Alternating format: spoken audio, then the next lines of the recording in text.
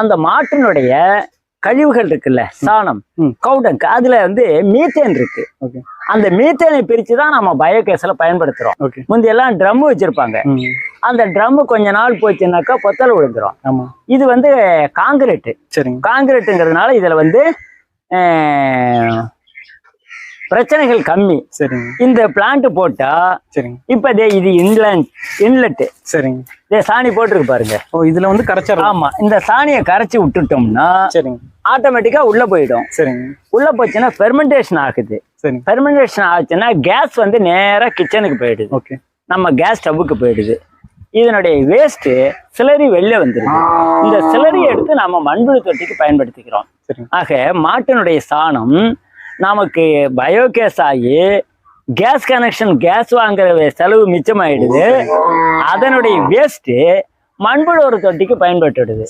இதை வந்து மண்புழு உர தொட்டியில போடும்போது மண்புழு ரொம்ப சீக்கிரமா சாப்பிடும். அதுக்கு வந்து இது நைவான உணவு. இப்ப நம்ம மண்புழு தொட்டிக்கு இடுபொருள் போடுறோம் இல்லையா, அந்த இடுபொருளை வெளியில எடுத்து கொட்டி அதை ஆற வச்சு போடுறோம். ஏன்னா அந்த கேஸை ரிமூவ் பண்ணிட்டு இதுல ஆல்ரெடி கேஸ் ரிமூவ் ஆயிடுது. இந்த இடத்துல வந்து ஓபன் ஆயிடாதுங்களா அந்த அழுத்தத்தினால? இது காங்கிரீட். இத வந்து காங்கிரீட்னா கருங்கல் ஜல்லி காங்கிரீட். இது அவ்வளவு ஸ்ட்ராங்கா இருக்கும். அப்படி இப்ப இப்படி தூக்கிட்டோம்னா அங்க அடுப்பு அஞ்சிரும். இப்ப எல்பிஜி கேஸ்ல பொறுத்த வரைக்கும் கேஸ பிரஷர் பண்ணி வச்சிருக்காங்க. ஓபன் ஆயிடுதா பஸ்ட் ஆயிடும். இது அப்படி கிடையாது. வருது செலவாகும், வருமானம் வருது செலவாயிடுது.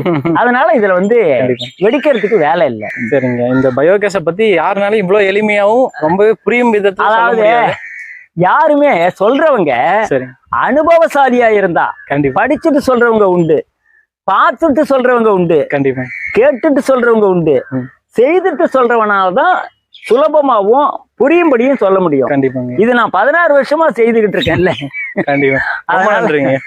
உங்களுடைய நேரத்துக்கு ரொம்ப நன்றி. சரி தம்பி, நன்றி.